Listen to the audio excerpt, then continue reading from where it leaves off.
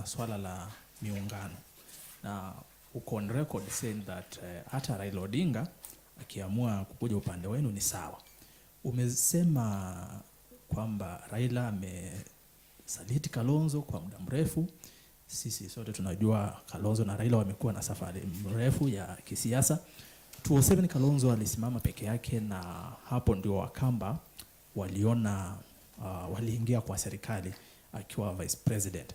Sasa Raila tuseme amesema atatangaza wiki ijayo msimamo wake. Tuseme amekuja upande wenu na hapo umetuambia amesaliti Kalonzo.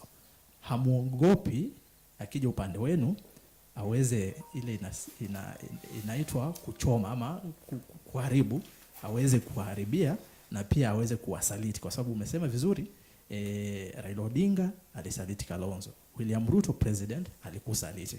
Raila Odinga akija kwenu hamuogopi awasaliti?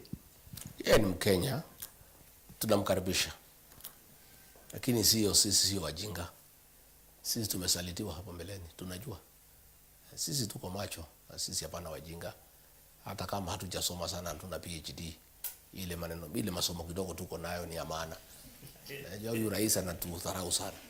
Dharau wa Kenya, sema hakuna PhD, hakuna nini. Lakini ukiangalia hii PhD yake, ile shimo ameweka Kenya, unashindwa hii PhD ni ya kazi gani? Hata Wakenya wanasema hii PhD hatutaki mtu kuna PhD tena. Kwa sababu yule hapo na PhD amezamisha mambo ya afya. Mambo ya university education imezama. Gharama ya maisha ndio hii. Watu nasema kama matunda ya PhD ni hii, msiletee mtu wako na PhD. Sasa ndio naogopa hata Kalonzo na sasa mambo. Hii PhD inaweza sababisha Kalonzo.